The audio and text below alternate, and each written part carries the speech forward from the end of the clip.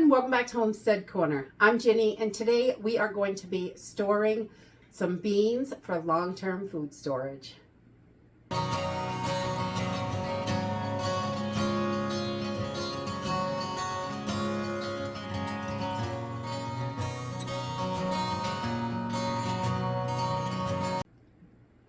So today I am putting up some beans for long-term food storage. So I thought I would bring you guys along and show you different ways that we do it.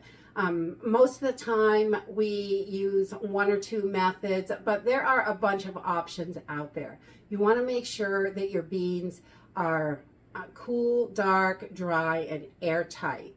Airtight is a big thing because bugs can definitely live in there.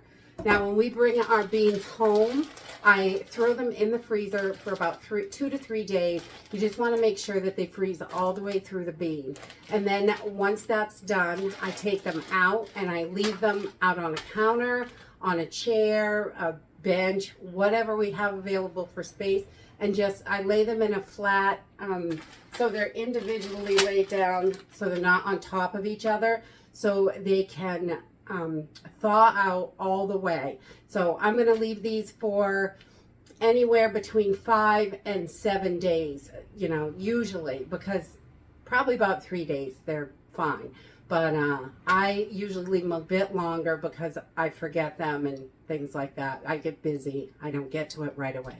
And these beans, we have been collecting these for a couple of months. I don't package them up all the time. I wait until I have a bunch. We do the freezer and then the thaw out process. And then once we have a bunch of them ready to be packaged, then I do them all at once because it saves time to keep breaking everything out and doing this. So we do as much as we can at a time. So today we're doing beans and lentils. I've got, 30, 40 pounds here. And we're just going to get these packaged up and into food storage. So let's go ahead and get started. Okay, so I'm not putting them in jars today, but we do sometimes because I use what I have available at the moment.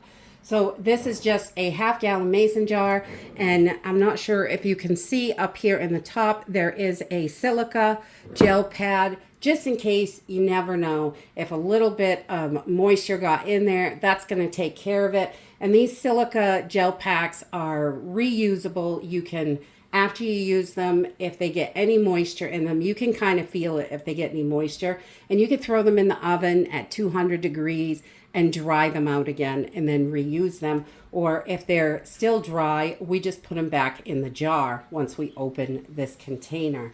But I just vacuum seal this jar. Another way that you can do it is add an oxygen absorber to it, and it will seal itself if you don't have a vacuum sealer. So there are quite a few options to do this.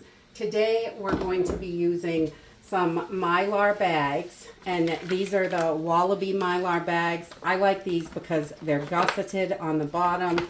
They have a reusable zipper seal on the top, and it comes with the labels, and it comes with 60 bags, 60 labels, and 60 oxygen absorbers. I love that the oxygen absorber comes with the right size bag, and you don't have to think about it that way. It's just the right matchup for it. So you don't have to figure out what size or anything like that. I love that it comes with the right size oxygen absorbers. For this size bag, it comes with 400 cc oxygen absorbers. So you don't have to think about it. You could just put it together and it works. So we're just gonna go ahead. I'm gonna put these off to the side, and I'm just gonna start filling up my bags. Now we can do this a couple different ways.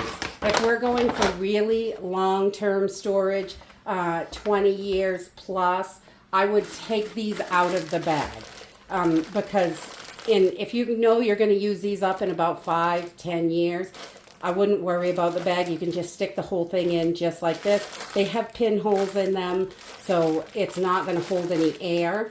These bags are not airtight, but I would say after 10 years, I would be concerned about the bag degrading inside of your Mylar bag. So you don't want little pieces of plastic in your beans. But so today I am going to be putting these up for longer term. So I'm going to take them out of these bags, but you could just stuff these in there if you know you're going to use them up. I mean, no sense to do that extra work. So I love that these just stand on their own, the gusseted ones, and we're just going to start filling this up.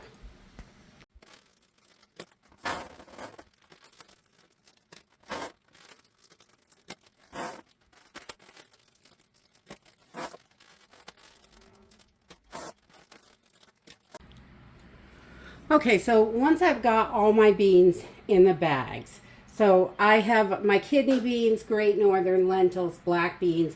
I had enough for all of those, and these are not really enough for a single kind. So if I have a good variety, which I do today, I'm going to turn this into a mixed soup beans because we like those as well. And I put my lentils right in there. Split peas, I had one bag of those kicking around. So we're going to just put all of this in a big giant pan and mix it up. Make soup beans. We just love having soup beans in the pantry, and this makes it really affordable because your 1 pound packages of assorted soup beans are usually $2.50 to $3 a pound. So this way it's a lot cheaper per pound because these are only $1.25, or some of them are only $1 at Dollar General. So we just dump all of these beans right in here. Try to give it a decent mixture, and then we'll mix it up and pop it in the bag. We've got green peas, kidney beans, black beans, small red beans, great northern, pinto, lentils. Just load them all in. Make sure your counter's nice and clean before you start, because if you're anything like me, you're going to dump it all over the place. That and messy. And we just put everything in a big pan or whatever we have handy and just mix them up.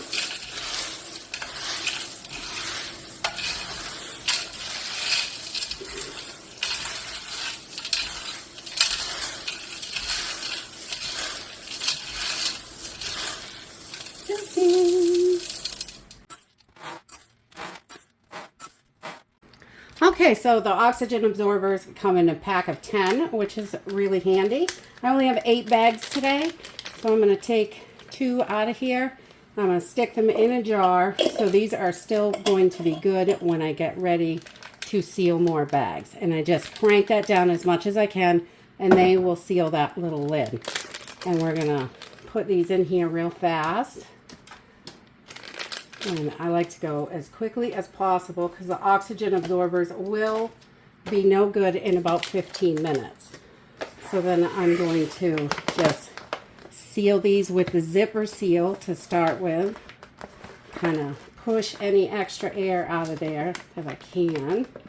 Get that sealed.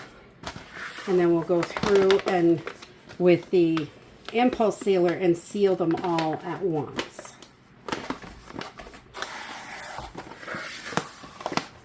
And you don't have to push the air out, but I like to. It makes it easier on that oxygen absorber, less for it to absorb. So once I've got all my beans in the bags, I'm just going to plug in my impulse sealer. I really love this. Len Quain store sent me this from their Amazon store. It is a 12-inch sealer. It's super fast. It's got a dial on the end so you can turn the heat up and down depending on how thick your bags are. Sometimes your vacuum sealers won't seal these bags. You have to give it a couple seals, but this does it in one shot. It's super fast. So we're just going to go ahead and get started and get all these sealed up. And I just put it right, I try to keep these little tear notches right at the bottom of there. And we just push it down. The light comes on. It goes off when it's done. And it is all sealed. You can see the little heat mark right across. Simple and fast. I really like that. This thing is so easy. I'm so impressed with it. We just push it down again. And it's done. So this makes it really, really fast when you are doing a bunch of bags. I do have a discount code for this, and it is in the description, and there's also a link to the item on Amazon. So it's a super good deal, really, for a 12-inch sealer. They do have a 16-inch also, but I didn't think I needed one that big because gallon bags are about the biggest that I do. And this thing is faster than I am. So that is it for your long-term storage of beans. It really is a simple process. There are just a few steps you want to follow. Some people do not freeze their beans first, and I have heard of some people getting bugs in their beans. So I like to, some people think it's overkill, but I like to just do that extra step, throw it in the freezer, take it out and thaw it. And then once I have enough, I just whip up a big batch. And this really only took about 30 minutes to do. It doesn't take a long time. So, you know, you just gotta get everything set up, and then it goes through really fast. And that impulse sealer really is so quick and fast.